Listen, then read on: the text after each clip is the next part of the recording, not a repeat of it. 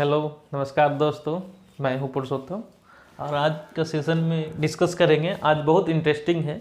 आज वीडियो पूरा देखिएगा, बहुत कुछ समझ में आएगा कि आज का क्या टॉपिक है। आज का टॉपिक है फाइनेंशियल फ्रीडम। फाइनेंशियल फ्रीडम हम लोग हमेशा सुनते हैं कि फाइनेंशियल फ्रीडम होता क्या है। सबको अलग अलग कैटेगरी, अमीर गरीब सबके लिए अलग अलग है फाइनेंशियल फ्रीडम का मतलब। जैसे कोई 10,000 कमा रहा है उसके लिए फाइनेंशियल फ्रीडम क्या होगा, 20,000 कमा रहा है उसके लिए फाइनेंशियल फ्रीडम क्या है, या जो 50,000 कमा रहा है उसके लिए क्या होगा। सबके लिए अलग अलग क्राइटेरिया है। जैसे मान लिया कि कोई 10-15 हज़ार रुपये महीना कमा रहा है तो कुछ भी बनाकर खा रहा है और अपना डेली जाता है, कमाता है, पैसा लाता है और अपने परिवार का भरण पोषण करता है। लेकिन आज जब कमाया तो कल उसको फिर कमाना पड़ेगा। फिर उसके बाद जो ज़्यादा पैसा कमा रहा है उसके साथ भी ऐसा नहीं है कि उसको फिर कमाना नहीं पड़ेगा। तो कमाना तो हमेशा पड़ेगा, लेकिन जो कल का जो चिंता सताता है कि हम आज कमाए हैं, कल क्या कैसे करेंगे, कल फिर काम में जाना पड़ेगा और मजबूरी बस कर जाना पड़ेगा। तो फाइनेंशियल फ्रीडम को हम लोग आसानी से समझ लेते हैं कि फाइनेंशियल फ्रीडम वो होता है जिससे हम अपनी दैनिक दिनचर्या का जो खर्चा है वो आसानी से पूरा कर सकें। तो वो कब, अभी तो कमा ले रहे हैं। अभी मान लिया कि आप किन्हीं का उम्र 25 है, 25, 30, 35, 40, अभी तो कमाने का उम्र है। लेकिन जब हमारी एज ज़्यादा हो जाएगी तो ज़्यादा हो जाने पर क्या होता है कि उस तरह का जॉब अपॉर्चुनिटी या फिर कह सकते हैं कि संसाधन नहीं मिल पाता है उसके चलते, और उस समय लायबिलिटी भी इतना बढ़ जाती है, बच्चों का शादी, पढ़ाई लिखाई सब कुछ होता है। तो उस समय घर को चलाना या फिर मैनेज करना पड़ने लगता है। तो सबसे बढ़िया क्या है कि हम कुछ ऐसा करें कि जिससे हम आने वाले दिनों में मतलब कुछ इतना पैसा हमारे पास हो जाए कि हम उस चीज़ को अपने दैनिक जीवन में, जैसे कुछ भी खाने का मन है, चाहे कुछ भी, जैसे मान लिया गर्मी का दिन है, 1 किलो आम खरीदना है तो सोचना ना पड़े कि हमको 1 किलो आम के लिए पैसे नहीं है, आज पैसे आम खा जाएंगे तो सब्जी कैसे आएगा। तो माइंड को इस तरह से बना लेना है कि जैसे मान लिया कोई 25-20, मान लिया कि कोई 10-15 हज़ार कमा रहा है, अब बच्चों का शादी करना है तो उसमें 4-5 लाख में वो पूरा जीवन का पैसा जमा करने के बाद इसमें शादी ब्याह बच्चों का करेगा। जो 30,000 कमा रहा है तो आप इसको तिगुना कर दीजिए। तो भी अभी का करंट सिनेरियो का बात कर रहे हैं कि इतना पैसा वो जमा कर सकता है। आने वाले समय में तो ये सब सारे वैल्यू बढ़ जाएंगे। तो कुछ तो ऐसा करना पड़ेगा जिससे कि हमारा उस समय का दैनिक जीवन, आने वाले 50 साल का, जब 50 साल एज हो गया तो उस समय का हमारा जो दैनिक जीवन रहेगा वो इन सब चीज़ों के लिए झेलना ना पड़े। तो हम लोग को, जैसे सब लोग सलाह देता है कि हम कहीं ना कहीं पैसा इन्वेस्ट करें। तो इन्वेस्ट करने के लिए सबसे पहले ध्यान आता है बैंक में एफडी कर दो, ठीक है। तो एफडी दे रहा 5%, 5.5, किसी में सीनियर सिटीजन है तब, लेकिन जब जो यंग है उसको 5.5 से ज़्यादा दे नहीं रहा है। ज़्यादा से ज़्यादा लंबे समय के लिए किए तो 6% है, उससे ज़्यादा नहीं है। पोस्ट ऑफिस में एक आता है, एक प्लान है सुकन्या समृद्धि योजना। सुकन्या समृद्धि योजना का 7 से 8% का रिटर्न है, आप चेक कर लीजिएगा गूगल पे, इसी के आसपास है। और ये भी फिक्स नहीं है, आने वाले समय में इसका भी अगले 10 से 20 साल में कुछ ना कुछ घटने वाला है।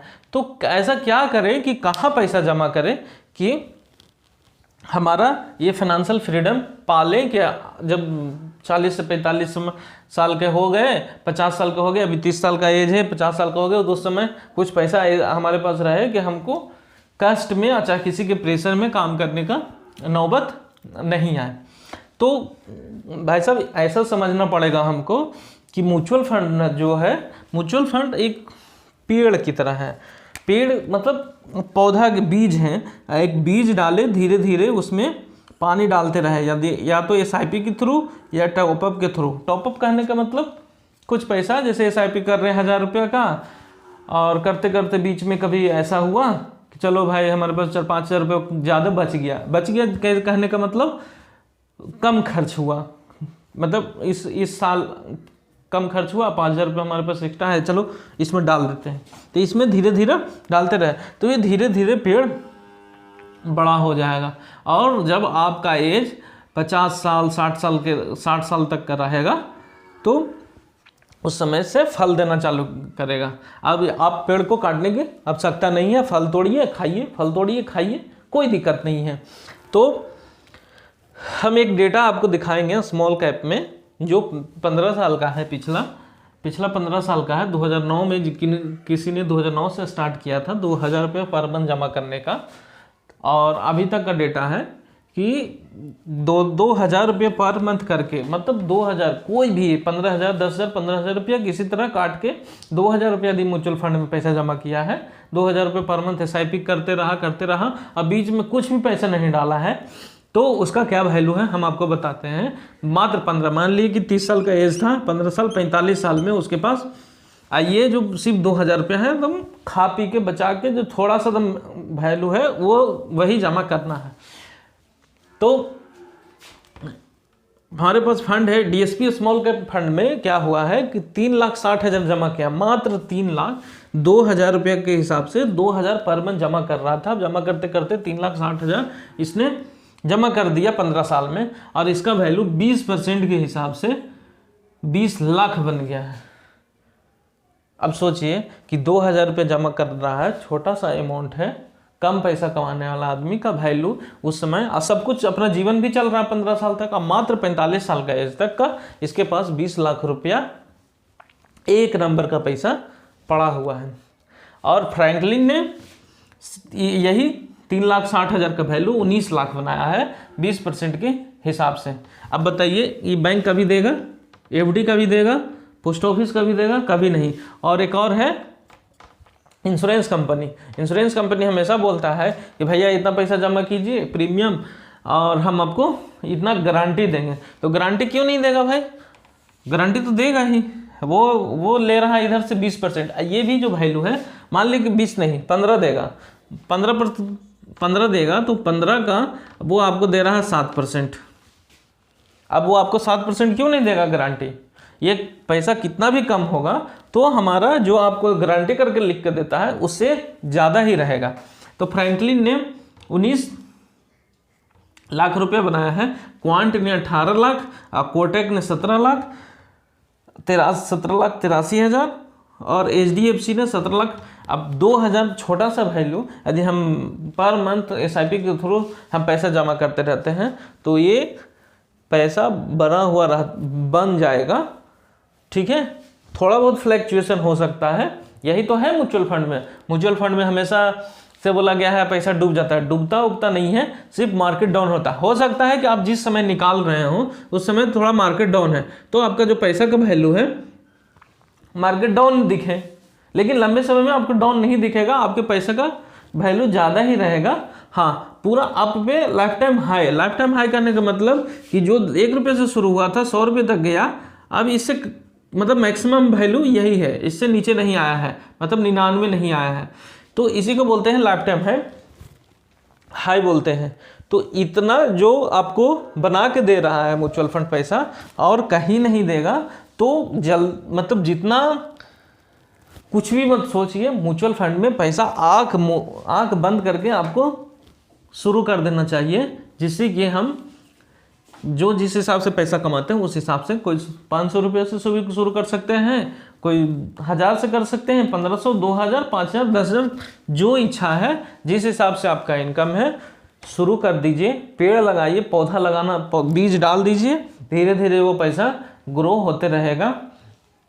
और अपने एक टारगेट बना लीजिए कि हमको 50 लाख करना है, ठीक है, हमको 50 लाख करना है, 1 करोड़ करना है, 20 लाख करना है, तो कुछ तो टारगेट होगा। मान लीजिए कि टारगेट 20 लाख का है, तो 20 लाख का टारगेट है, चलो 10 से 15 साल बाद हमको 20 लाख का जरूरत पड़ेगा, हमारा बेटी को स्कूल में एडमिशन कराना है, बेटा को स्कूल में एडमिशन कराना है, या तो फिर शादी ही करना है, तो एक टारगेट बांध दीजिए कि 20 लाख रुपये हमको उस समय चाहिए। तो 2,000 रुपया अपना इनकम में से खा पी के जो भी अपना ऐश मौज करने के बाद जो बच गया उसमें से म्यूचुअल फंड में डाल दीजिए।